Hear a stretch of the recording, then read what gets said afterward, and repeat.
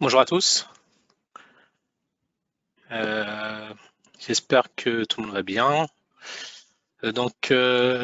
Cet après-midi, on va parler de tout ce qui est application hydroélectrique. Et vous mettre en avant les savoir-faire de Danfoss Drive dans ce métier-là, qu'on aborde maintenant depuis quelques années.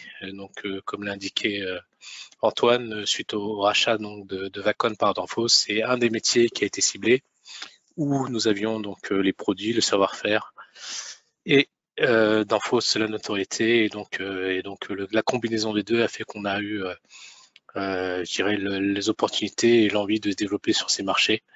Et donc ça va être le but de cette formation va être de vous, je dirais, montrer et démontrer le savoir-faire de Danfoss Drive dans ces applications, dans cette application. Donc pour ma part, je suis ingénieur projet chez Danfoss Drive, depuis 2008, donc chez Vacon précédemment, et donc depuis 2014, fin 2014 chez Danfoss, où je gère en partie les projets liés à l'énergie en règle générale, dont l'hydroélectricité. Donc pour commencer, Danfoss Drive a une forte expertise dans tout ce qui est énergie renouvelable, puisque depuis 2016, nous fournissons des convertisseurs dans le domaine des énergies renouvelables, qui a commencé avec les convertisseurs pour les éoliennes, provenant directement de nos collègues finlandais, autant pour moi, de nos collègues finlandais. Et donc on fournissait l'ensemble de la conversion pour une société qui s'appelle The Switch et donc qui a intégré donc nos convertisseurs dans des éoliennes, et donc qui travaille avec ses fournisseurs d'éoliennes. De la même manière, dans les années 2010, on a intégré une gamme de produits dans le domaine du solaire, de faible puissance jusqu'à forte puissance. Avec des multimasters, on était capable de connecter des champs solaires de plusieurs mégawatts.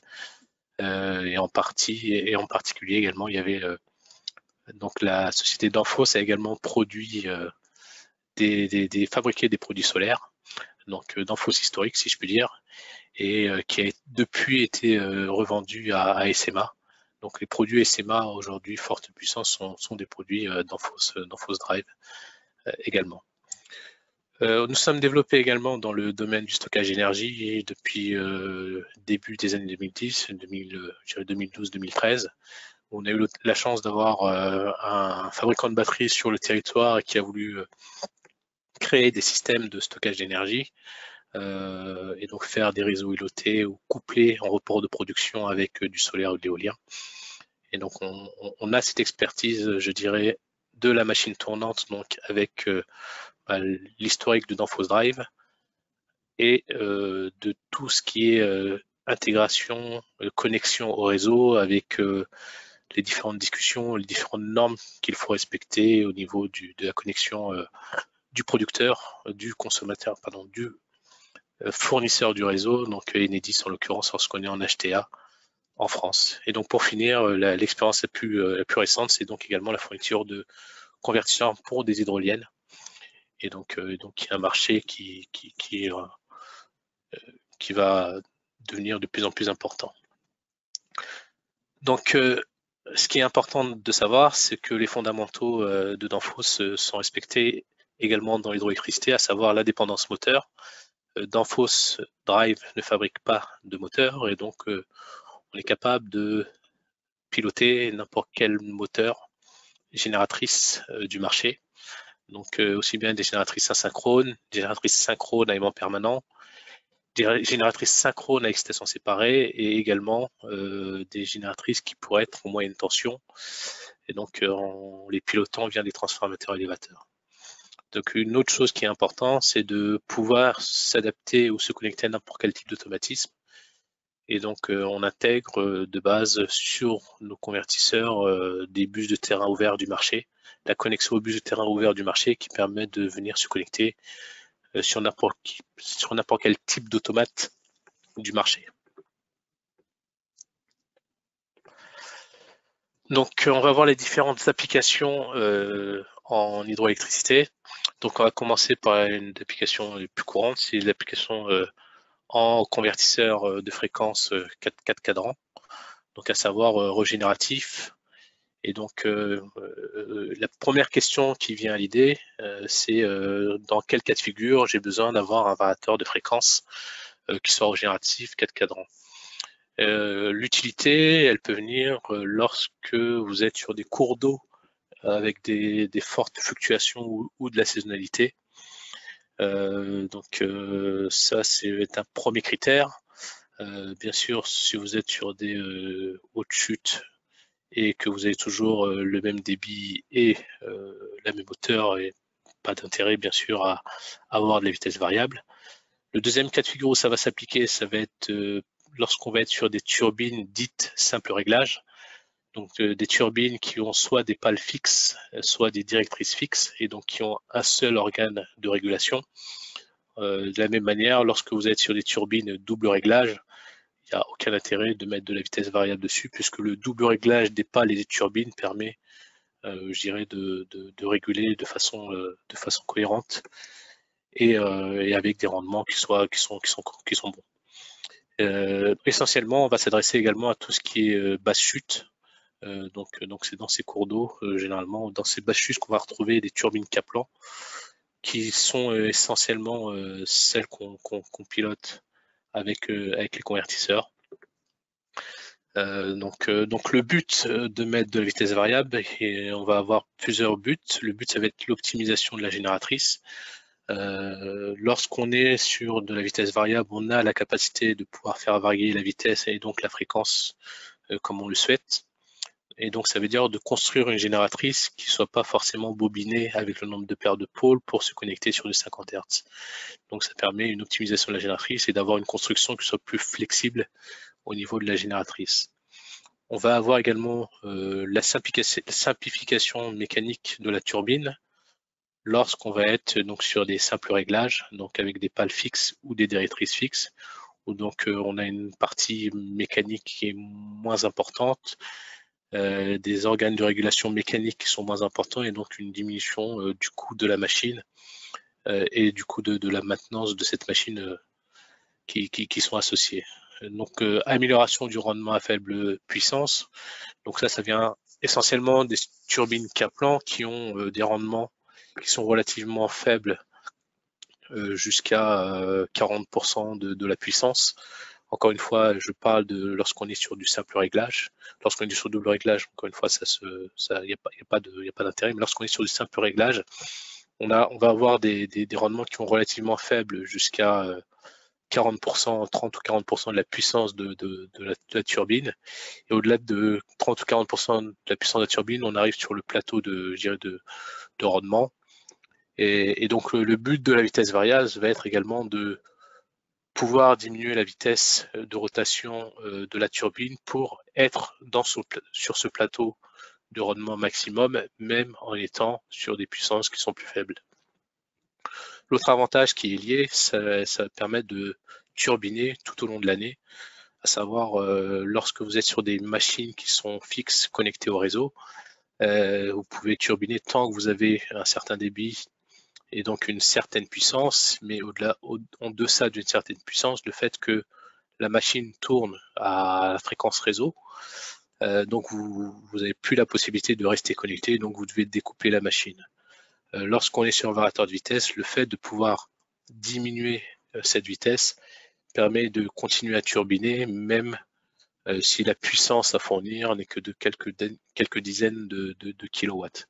Donc on est capable de turbiner quelques dizaines de kilowatts en mettant de la vitesse variable et donc d'avoir une machine qui continue à tourner même à faible puissance par rapport à sa capacité tout au long de l'année, plutôt que d'avoir une installation qui soit à l'arrêt parce qu'il n'y a pas assez d'eau pour pouvoir maintenir, je dirais, la turbine connectée sur le réseau.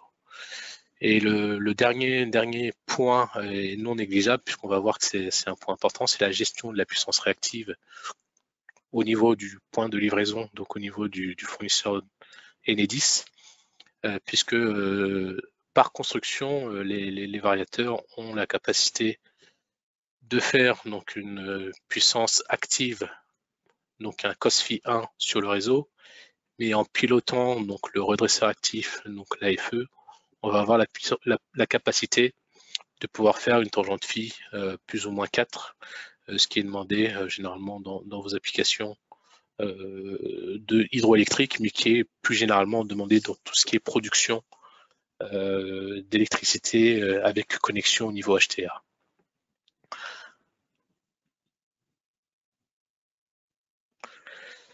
La structure donc d'un variateur régénératif va être la suivante. Donc vous allez avoir toujours essentiellement lorsque vous êtes connecté en HTA, vous allez avoir un transformateur.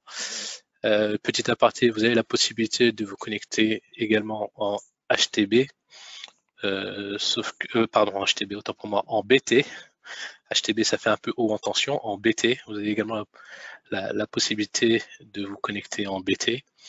Et lorsque vous êtes connecté en BT, on a mis en Poitiers, donc il faut pouvoir avoir un filtrage RFI, puisque le convertisseur va être en parallèle avec d'autres charges que vous ne connaissez pas. Et donc, pour éviter de polluer le réseau BT 400 volts sur lequel vous êtes connecté, on vient venir rajouter un filtrage RFI pour éviter donc de polluer les autres consommateurs sur le même transfo. Donc, dans ce montage de convertisseur régénératif 4 cadrans, on va avoir la fourniture donc de la puissance. Donc, l'ensemble de la puissance va passer par le convertisseur.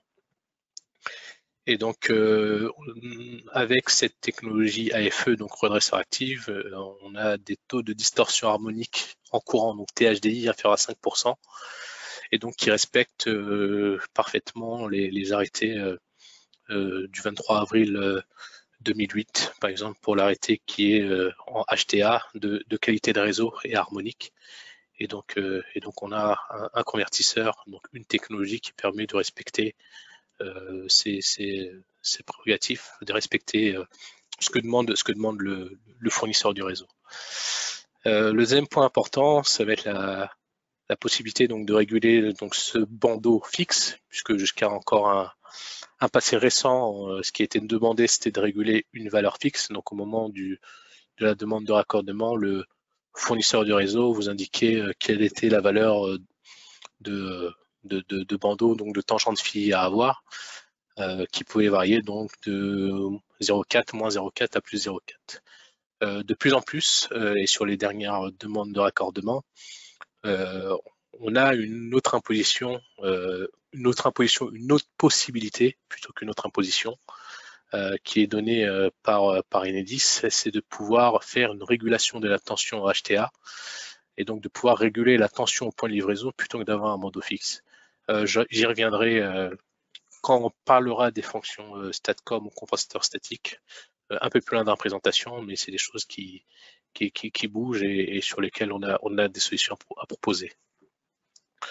Donc, de par notre histoire et de par notre savoir-faire de contrôle moteur, on a la possibilité également de piloter donc n'importe quel type de génératrice en boucle ouverte, donc c'est-à-dire sans avoir besoin d'avoir un retour codeur ou un retour de vitesse, et donc de pouvoir le piloter sur toute la plage de vitesse en couple donc, ou en vitesse, et ce même si il y a un filtre sinus.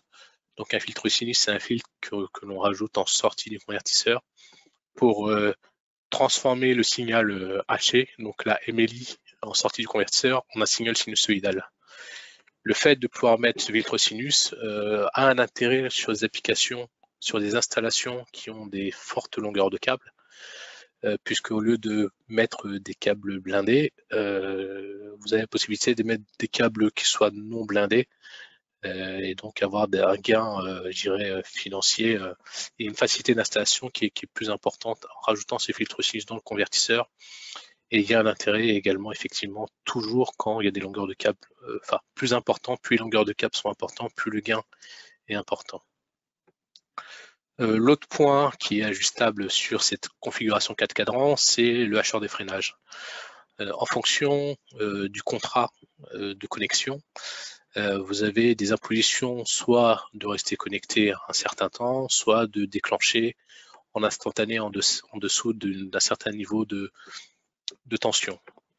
Donc sur les installations qui ont des contrats de raccordement avec des déconnexions instantanées avec des sous-tensions de l'ordre de 80%, enfin sous-tension de 20% et donc 80% de la tension nominale réseau, il n'y a pas besoin de mettre un hacheur de freinage puisque la capacité de surcharge des redresseurs permet donc de même à 81% de la tension réseau de pouvoir passer la puissance même si on était à pleine charge. Donc ce hacheur de freinage va être utile lorsque vous êtes sur des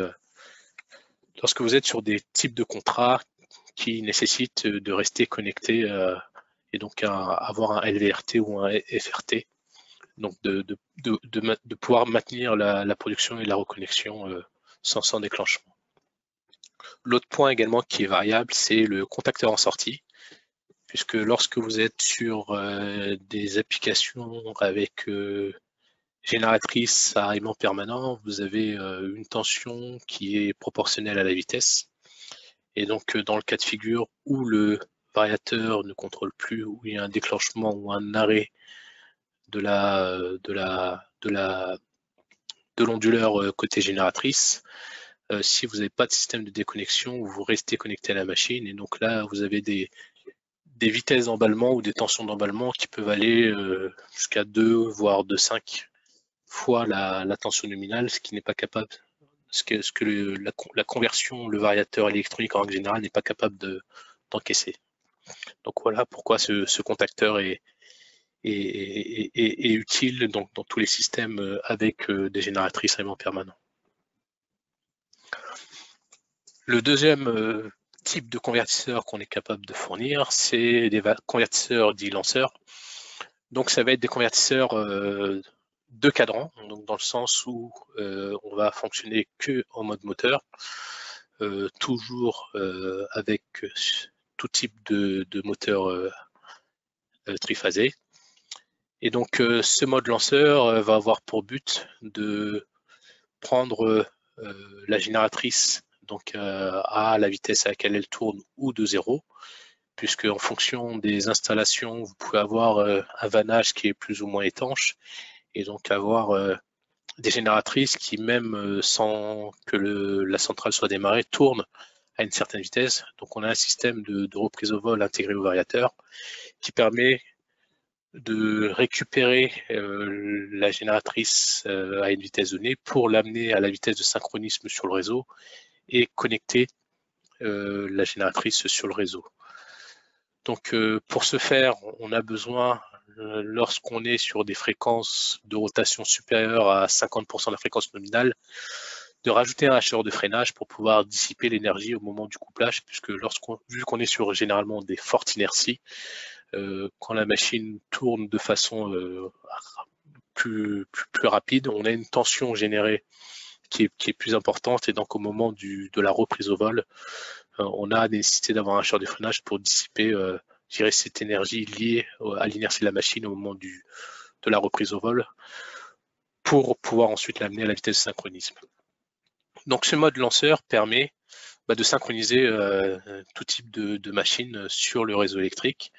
Et donc pour ce faire, on a une carte OPTD7, donc une carte référence tension fréquence et angle qui va piloter le convertisseur, synchroniser le convertisseur et donc la génératrice avec la fréquence du réseau, la tension du réseau, se mettre en phase avec le réseau et une fois que toutes les conditions sont requises, va piloter donc le contacteur Q2, en l'occurrence sur le schéma, qui est le contacteur de couplage donc sur le réseau, et le Q1 qui est le contacteur sortie variateur. Et donc on intègre également dans le convertisseur les différents temps d'ouverture et de fermeture de ces composants pour que l'algorithme qui est présent dans le convertisseur puisse de façon sûre et de façon sécuritaire coupler la machine sans surcharge, sans courant, sans surcourant. Et comme sur un 5 coupeur, vous avez la possibilité d'ajuster les fenêtres en fréquence, les fenêtres en tension, pour pouvoir déterminer quelles sont les conditions du couplage sûr. Donc l'autre intérêt de ce système-là, c'est d'avoir donc un variateur de cadran donc un variateur de vitesse tel que vous le connaissez aujourd'hui, avec donc une application line sync, puisque cette application line sync qui permet de faire ce couplage, et pour une machine donnée d'avoir un variateur qui soit bien sûr beaucoup plus petit, puisque le variateur lui va être dimensionné uniquement pour vaincre l'inertie de la machine et d'avoir les frottements ou la présence d'eau éventuelle dans la chambre d'eau. Et donc on va se retrouver avec des tailles de variateurs par rapport 6 à 8 fois plus petits par rapport à la machine. Alors, à titre d'exemple, sur une machine de 1300 kW, on démarre en mode line sync cette machine avec un variateur de 132 kW. Donc voilà, donc sur des machines synchrones à aimant permanent, on peut aller plus loin. Sur des machines asynchrones, où il n'y a pas forcément l'utilité puisqu'on a le glissement qui va aider. Mais sur les machines synchrones à aimant permanent, on a cette possibilité-là. Le but également, enfin l'avantage de ce système de convertisseur lanceur de cadran, ça va être de supprimer également tout système de régulation de fréquence de charge, puisque il y a certaines machines qui sont régulées avec un système de contacteurs et de résistance, voire de résistance variable, pour pouvoir réguler la fréquence et la tension de la machine de façon assez longue pour pouvoir la coupler sur le réseau. Donc ce type de système est particulièrement utile dans tout ce qui est centrale dit à siphon ou siphon inversé, où vous avez une pompe à vide qui permet de faire le vide pour pouvoir faire l'amorçage de la chambre d'eau, et donc d'avoir l'arrivée du cours d'eau qui se fasse par aspiration. Et donc particulièrement pour ce type de système, une fois que le siphon est amorcé, il est très délicat sans système externe. Donc comme j'ai dit, soit régulation de fréquence par charge résistive ou synchro-coupleur, de pouvoir coupler la machine sur le réseau. Le type de convertisseur qu'on est capable de fournir également, ça va être compensateur réactif, donc le STATCOM. Donc le STATCOM, lui, c'est ni plus ni moins que le pont redresseur, donc la moitié de pont que vous allez retrouver sur un 4 cadrans. Donc sur un 4 cadrans qu'on a vu précédemment, vous avez un pont redresseur donc avec un filtre LCL connecté réseau, qui est le pont réseau, et vous avez un pont machine, qui est donc un onduleur moteur, onduleur génératrice, qui lui permet de piloter la génératrice. Niveau hardware, les modules de puissance sont exactement identiques, sauf que là, uniquement donc un AFE, donc redresseur actif plus le filtre LCL, permet de faire cette régulation de réactif. Et donc l'avantage de ce système, c'est d'avoir une régulation qui soit linéaire, donc aussi bien en inductif qu'en capacitif. Donc pour être clair, on est capable de fournir du réactif et d'absorber du réactif dans les mêmes hauteurs. Donc on est capable de faire 100% du courant en réactif, qu'on soit encore une fois en capacitif ou en inductif. Comme je l'ai indiqué, ce système, c'est exactement le même pont que le pont redresseur que vous avez sur un variateur 4 cadrans. Donc par construction, il a une sensibilité, une insensibilité aux harmoniques. Vu qu'on est sur des filtres LCL qu'on vient connecter sur le réseau, on n'a pas de risque également de résonance avec la machine, puisqu'on ne vient pas rajouter, je dirais, un système capacitif ou un système LC dans le circuit. On a une inductance de couplage qui est un deuxième L qui assure de ne pas avoir d'interférence avec la machine, pardon, et avec je dirais, les bandes kappa qui peuvent être présentes sur le même réseau. De fait, on a également tout ce qui s'affaire au convertisseur, donc à savoir une protection électronique, donc en déclenchement, en max de I, en intensité, en courant, en tension, pardon, en tension du DC bus, et donc qui vient piloter directement le contacteur de sortie. Donc en cas de défaillance, on vient s'isoler par rapport au réseau, donc pas de risque de rester alimenté, et donc de ce fait aucun risque d'incendie ou d'autres contraintes.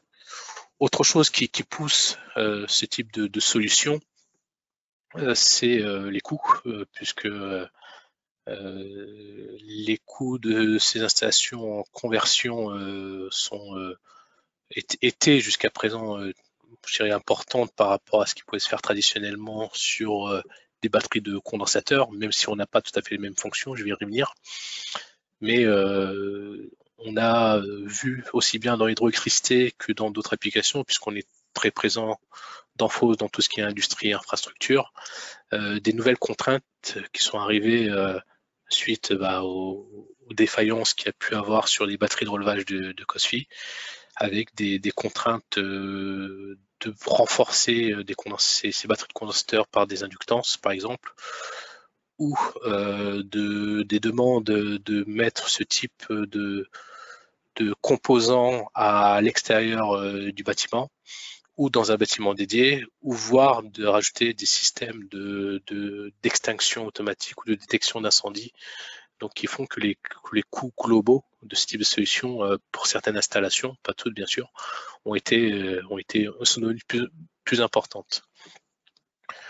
Donc on a la possibilité bien sûr de mixer par rapport à ces solutions traditionnelles. Donc dans certains cas de figure, les condensateurs ont toujours leur place, mais on ne sera plus sur des condensateurs, je dirais, variables, mais plutôt sur des batteries de condensateurs fixes, et de pouvoir faire varier le réactif par le STATCOM, et donc faire un système cascade où vous avez une ou deux batteries fixes et je dirais un STATCOM qui est présent lui pour faire tout ce qui est régulation linéaire et pouvoir y réguler le réactif entre deux batteries de condensateurs, par exemple.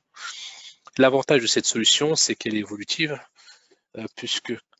et adaptable, puisque du fait qu'on soit faire aussi bien de l'inductive et du capacitive, fait que en cas de changement de contrat ou de nouveaux contrats, on est capable d'adapter et donc de modifier la consigne tout simplement de régulation de ces convertisseurs pour toujours avoir la bonne tangente fille du point de vue du fournisseur d'énergie.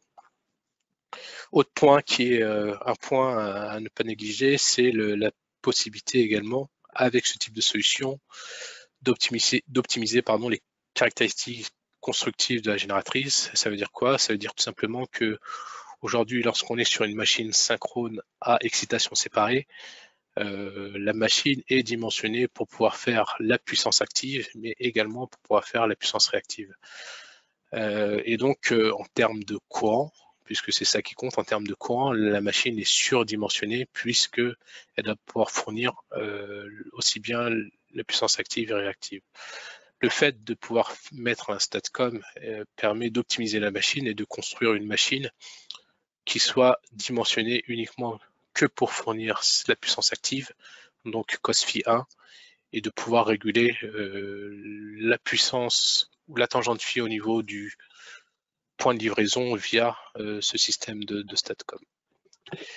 Et donc, ce qui en découle, je vous en parlais un petit peu tout à l'heure déjà, c'est les évolutions Enedis sur les raccordements HTA. Je tiens à préciser que les deux diapositifs, les deux photos que j'ai en bas, c'est des photos qui sont directement fournies par Enedis, donc c'est pas des choses que j'ai inventées. Donc c'est directement extrait d'Enedis. Donc jusqu'à présent, ce que vous connaissiez, c'était un bandeau fixe, où donc on vous demandait au moment où vous faisiez la convention de raccordement, on disait voilà, vous devez tenir un bandeau de 0,4, un bandeau de 0,3 ou de moins 0,2, et c'était un bandeau qui était fixe. Donc aujourd'hui, Enedis insiste sur le fait de pouvoir faire de la régulation de tension HTA, et donc de pouvoir réguler cette tension au point de livraison et non plus, je dirais de façon arbitraire, de fournir toujours la même valeur de réactif, quelle que soit, je dirais, la variation de la tension du réseau HTA. Donc ce type de régulation, vous pouvez voir en bas à droite, c'est déjà ce qui se pratique, ce qu'on fait sur du solaire, sur de l'éolien et sur du stockage d'énergie, et donc des fonctionnalités qui sont déjà intégrées au convertisseur pour faire de l'optimisation, puisque le fait de fournir l'énergie réactive au réseau uniquement lorsque le réseau le demande, donc ça permet déjà d'optimiser les rendements, puisque lorsque vous êtes sur une installation où on vous a imposé un bandeau à 0,4, tangente phi 0,4, ça veut dire que vous avez en permanence une partie du courant qui va être utilisée pour pouvoir maintenir ce bandeau à 0,4, et donc ça veut dire en termes de rendement, pas du courant, des pertes qui vont être utilisées, qui sont demandées alors qu'elles ne sont pas forcément utiles. Le fait de faire cette loi de régulation fait que, comme vous pouvez le constater, de 2,75 de la tension, moins 2,75% de la tension à 3,75% de la tension, il n'y a plus de régulation qui est demandée, et donc ça veut dire cos phi 1. Et donc dans le cas de figure où on fonctionne avec un statcom, ça veut dire que dans toute cette plage qui est indiquée en rouge, le statcom il est à l'arrêt.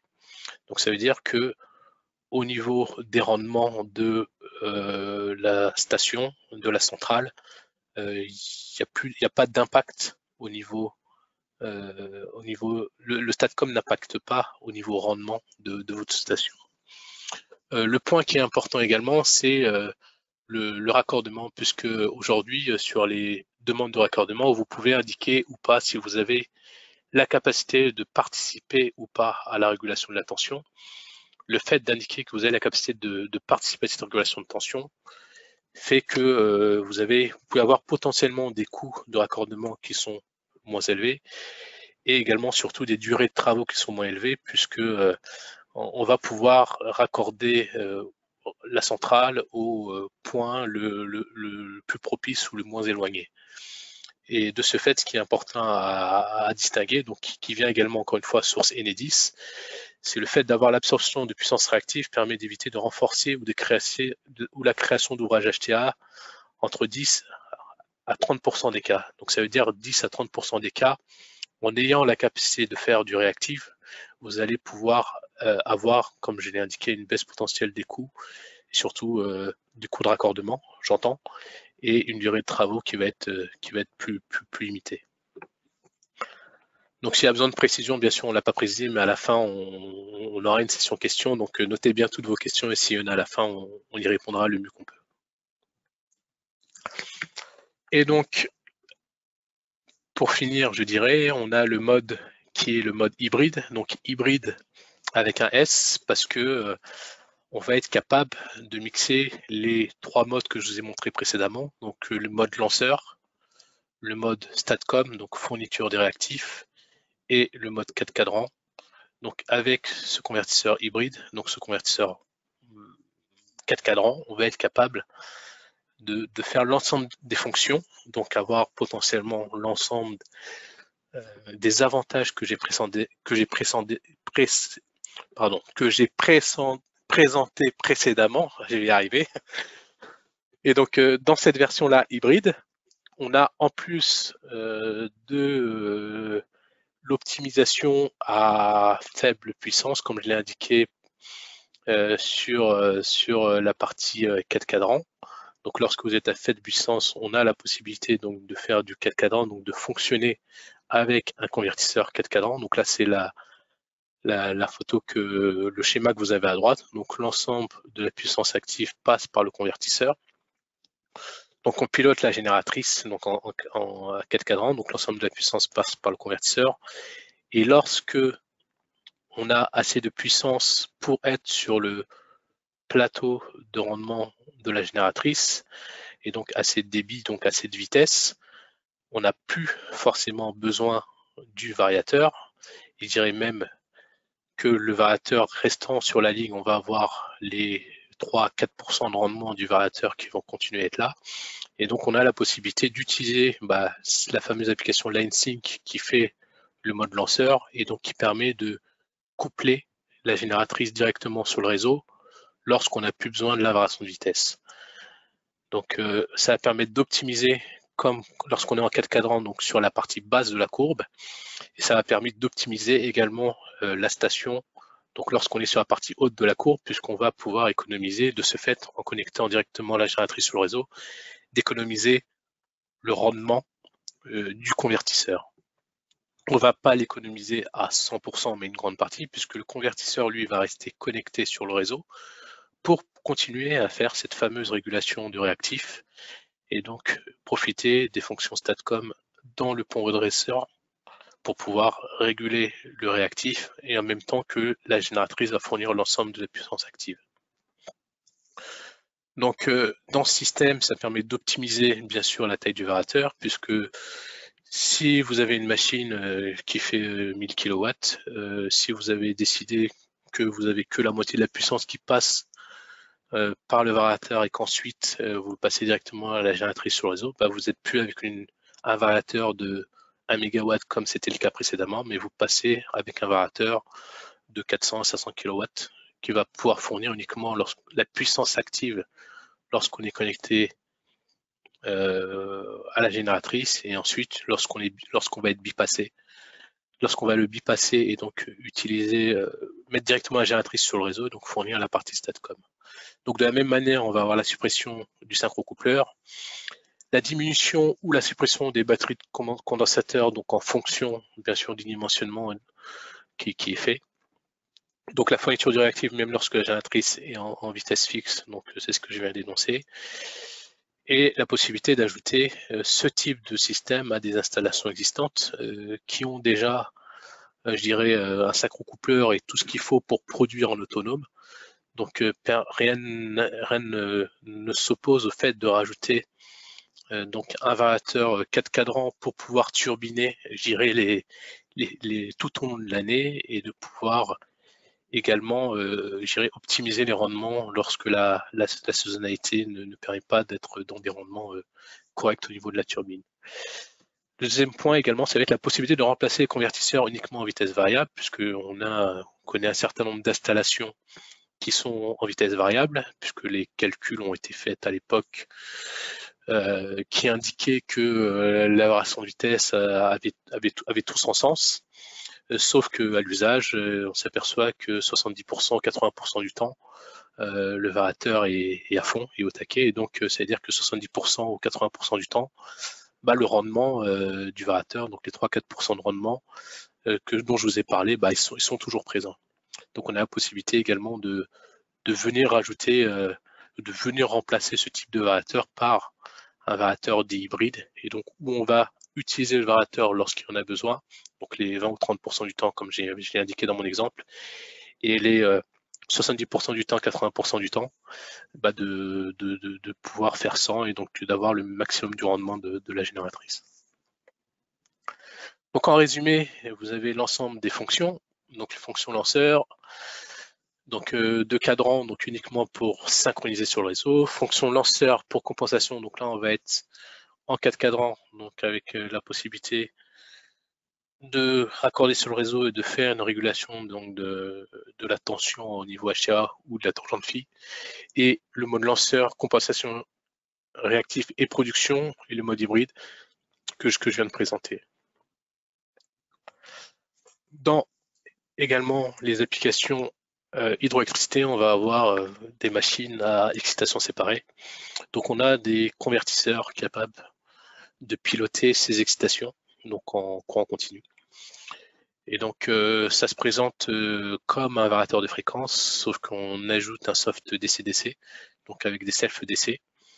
Et donc on a la possibilité donc de piloter ces excitations en courant ou en tension, avec l'ajout de hacheurs de freinage sur le bus DC pour pouvoir supprimer l'énergie, éteindre l'énergie le plus rapidement possible dans l'excitation, et donc avec des stratégies d'inversion de sens du courant au niveau du DC-DC pour très rapidement ne plus avoir d'énergie au niveau de l'excitation. Donc il y a la possibilité de le faire comme c'est fait traditionnellement en basculant un contacteur de l'excitation vers une résistance et donc utiliser une résistance qui va décharger l'excitation, ou la possibilité de le faire via le convertisseur avec un chargeur de freinage qui est passé donc sur le bus continu et qui va venir de la même manière renvoyer l'énergie sur cette résistance. Et donc en complément de ce convertisseur DC-DC qui va piloter l'excitation, on a la possibilité de le piloter, donc comme je l'ai indiqué, soit par le bus de terrain, soit un bus de terrain, soit en analogique, ou directement le piloter par un convertisseur qui est sur le stator donc de la machine via les fibres optiques. Donc on peut piloter, comme je l'ai indiqué, une machine synchrone à excitation séparée avec donc le variateur qui est sur le stator, qui communique et qui envoie les ordres au convertisseur qui se trouve sur l'excitation via une fibre optique. Et donc on a une gamme étendue pour ce type d'application, puisqu'on sait faire des courants de l'ordre de 5 ampères jusqu'à 2000 ampères, donc unitaires, donc avec un seul appareil si je puis dire, et des tensions donc de 50 volts à 1000 volts DC, donc avec unitaire avec un seul appareil, avec la possibilité, si besoin est, de multiplier et de faire de la mise en parallèle pour multiplier les courants si besoin.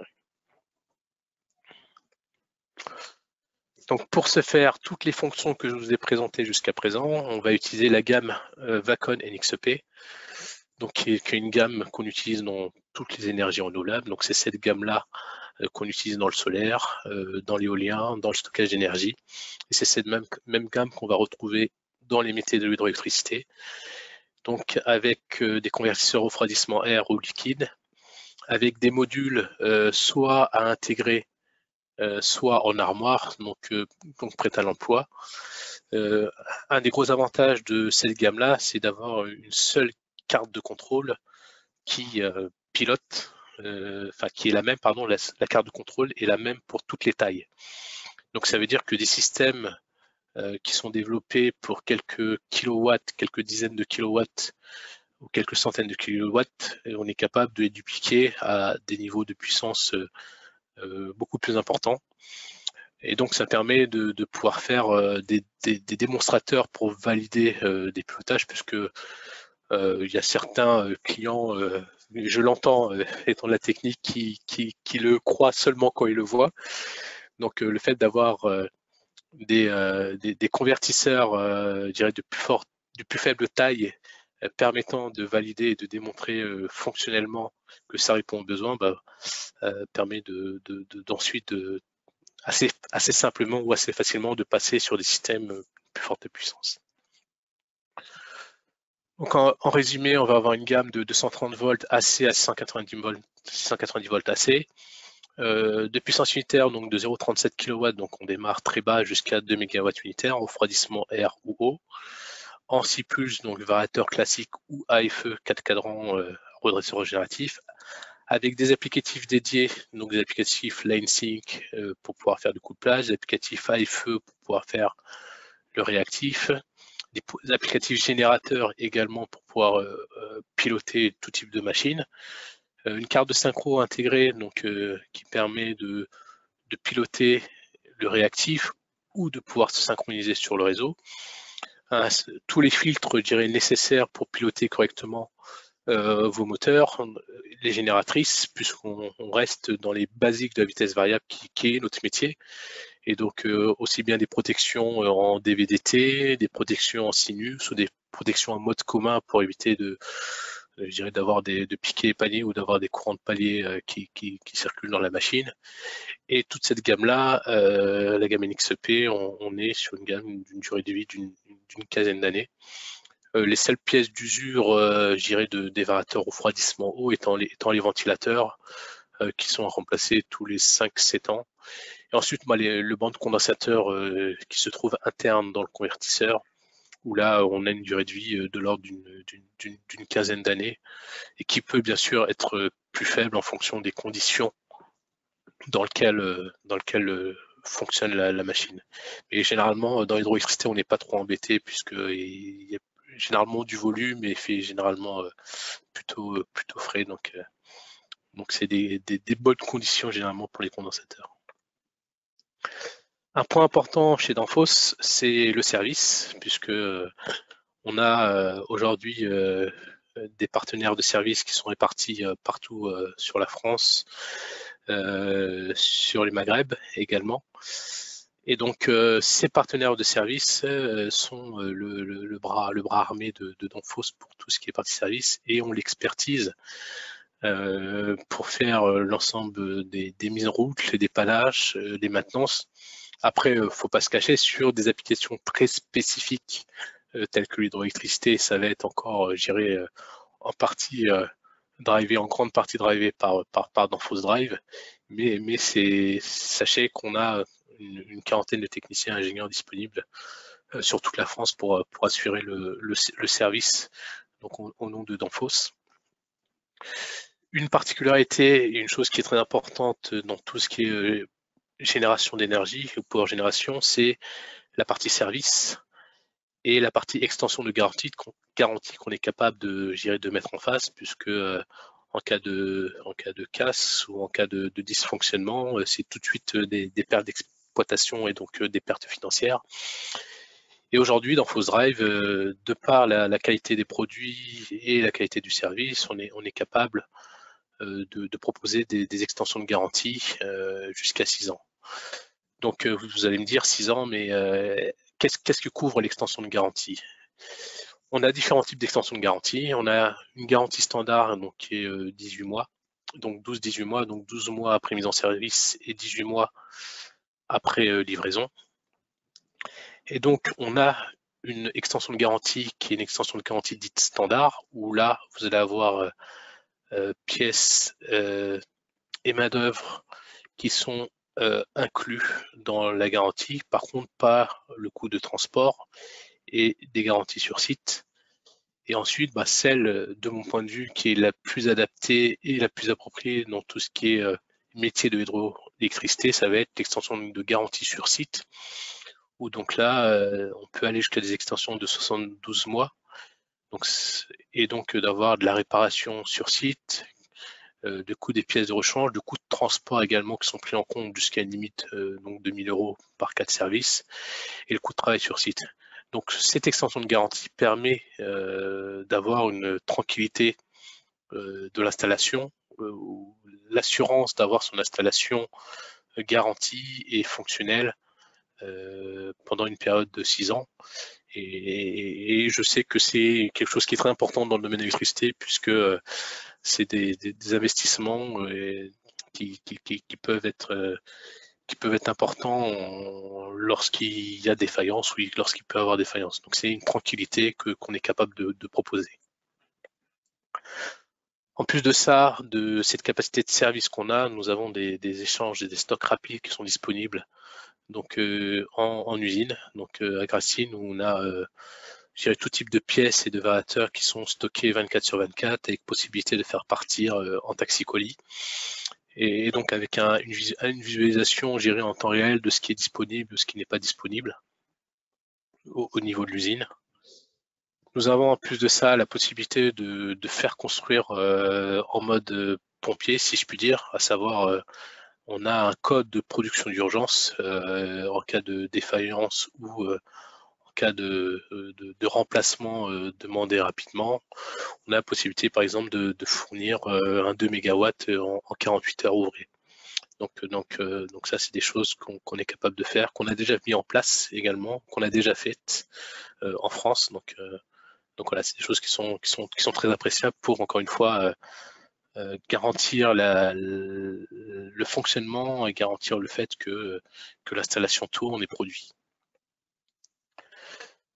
Donc pour finir, on est sur des gammes où on propose de la pérennité, dans le sens où on est sur les gammes NXP. Les gammes NXP sont en essai aujourd'hui jusqu'en 2025 minimum, date de commercialisation. Et donc sachez qu'on propose également des pièces détachées et des de la maintenance sur ces produits jusqu'à 10 ans après la fin de commercialisation. Donc si on parle à partir d'aujourd'hui, c'est-à-dire jusqu'à 2035, on a la garantie aujourd'hui d'avoir des pièces, sachant que si la date de production est comment dire, continue. Donc on a dit qu'aujourd'hui c'était 2025. Donc imaginons que la production ne s'arrête pas en 2025 de ce type de produit, la commercialisation, pas la production, ne s'arrête pas en 2025, mais en 2028. Ça veut dire qu'aujourd'hui on est capable de proposer des pièces de rechange et des pièces détachées jusqu'en 2038 sur cette type de gamme. Donc l'avantage également, c'est qu'on est sur des gammes, comme je l'ai indiqué, qui ont eu leur première version sur les versions, au milieu des années 2000, au milieu des années 2000. Et donc on est sur des gammes qui datent de conception de 2004-2005. Et aujourd'hui, on utilise toujours cette gamme. Bien sûr, en ayant changé des cartes, en ayant changé le contrôle, en faisant des mises à jour très régulières des softs, en proposant de l'innovation également et du développement sur les softs, puisque comme vous avez pu le voir au cours de la présentation, on est capable de faire énormément de choses avec ce type de matériel. Pouvoir proposer également la prise en compte de tout type de motorisation, puisqu'on est sur des machines asynchrones, des machines synchrones, des machines hybrides qui arrivent de plus en plus sur le marché. Et donc également toujours le support de Danfoss Drive pour vos applications.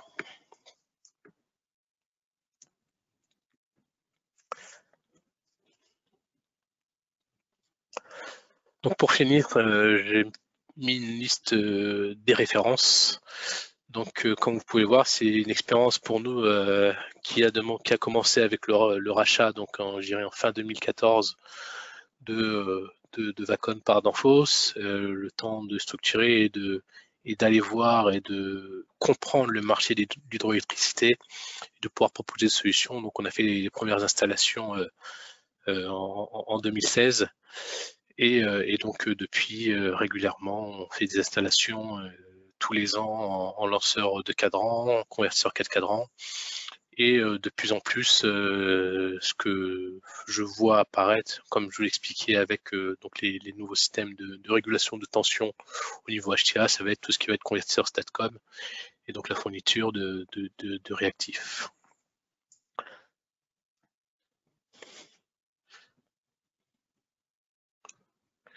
Donc je m'aperçois qu'il est 15 heures, donc j'étais bavard finalement, plus que ce que je pensais. Donc je vous remercie et on va passer aux questions si vous le voulez bien. Alors, il y en a déjà quelques-unes. Quel est l'intérêt Alors, la première qui est arrivée, quel est l'intérêt du filtre LCL? Alors l'intérêt du filtre LCL, c'est de toute façon pour pouvoir faire du 4 cadrans. Donc c'est un convertisseur AFE, et donc ce convertisseur AFE est forcément équipé d'un filtre minimum LC, donc un filtre sinus, qui peut être suffisant si on a un transformateur dédié. Donc le filtre LC de toute façon sera de base, donc en gros c'est le filtre passe-bas, avec le convertisseur, donc le redresseur AFE permet de se connecter et de se synchroniser sur le réseau. Si l'impédance du transfo est supérieure à 4%, il n'y a pas besoin d'avoir un autre L, donc le L inductance de couplage, ou si le transfo est dédié. Par contre, si l'impédance du transfo n'est pas suffisante ou s'il y a d'autres charges sur ce même transfo, on met bien un filtre LCL, à savoir un filtre LC, donc passe bas pour la partie filtrage de la MLI du convertisseur, du redresseur AFE, et le L qui est l'inductance de couplage sur le réseau. Alors, merci Amadou. Le STATCOM est-il neutre dans le bilan self-CAPA pour ce qui est des risques de résonance dans un ensemble complet? Génératrice, condensateur. Exactement, puisque quand on fait du STATCOM, on ne met pas du LC, mais on met là, en l'occurrence, du LCL. Donc le LCL permet de ne pas avoir, je dirais, de CAPA qui soit connecté sur le réseau, et donc d'avoir cette inductance de couplage qui fait qu'on évite tous les risques de résonance avec les autres charges, les bandes condensateurs ou les génératrices qui peuvent être connectées sur le même réseau. Merci. La différence de prix approximative en pourcentage entre un refroidière et un refroidi-eau.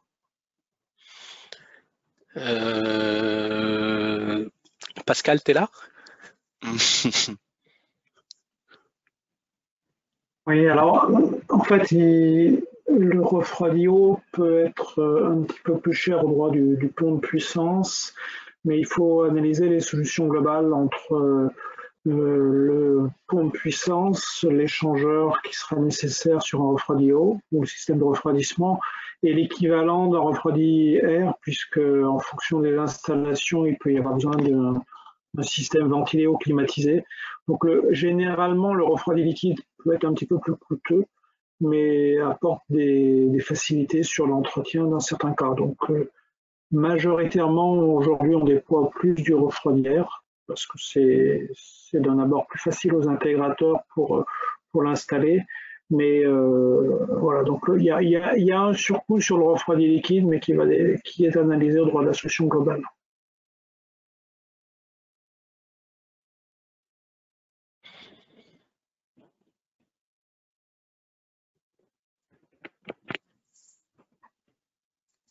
Allô? Oui, précision sur les deux fonctions que permettent la carte J'ai pas, OPTD7. j'ai pas entendu le début de la question, Antoine, excuse-moi. Ah, pardon.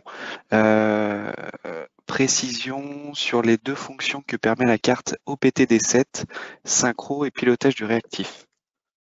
Oui. Alors, pour la fonction synchrocoupleur, c'est directement lié au fait qu'on va être connecté sur le réseau. Et donc, le fait de pouvoir synchroniser la machine sur le réseau, on va avoir tension, fréquence et angle du réseau par rapport à la machine. Et donc, de ce fait, on va faire le travail du synchrocoupleur via cette mesure de la carte OPTD7. Donc ça, c'est pour ce qui est synchronisation. Et pour la fonction de réactif, ça va être simplement la fonction de mesure de tension qui va être importante, puisque on va avoir directement la mesure du réseau et on va être capable de moduler la tension que fait le convertisseur pour pouvoir faire plus ou moins de capacitif ou plus ou moins de réactif en fonction de la tension du réseau. Donc la carte D7, c'est les mesures. En fait, ça permet les mesures pour faire le synchro-couplage ou faire le réactif de façon plus précise. Typiquement, on saurait faire également de la régulation de réactif sans cette carte OPTD7, mais avec une précision qui serait moins importante, puisque ça resterait des estimations de tension côté réseau et non pas des mesures telles qu'on peut l'avoir avec la OPTD7.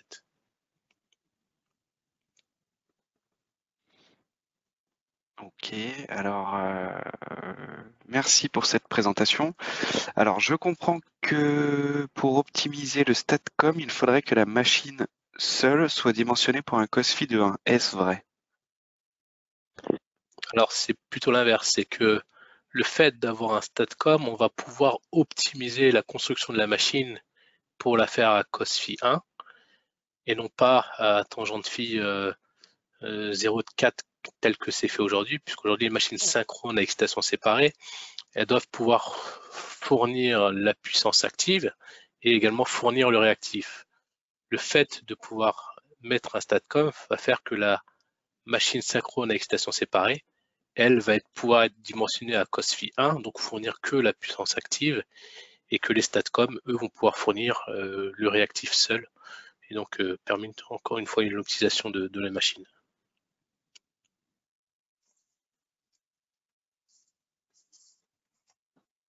Ok, merci Amadou. Est-ce que vous avez d'autres questions? Bien entendu, comme d'habitude, si celles-ci mûrissent après notre webinaire, n'hésitez pas à nous les envoyer par mail, on sera un plaisir d'y répondre.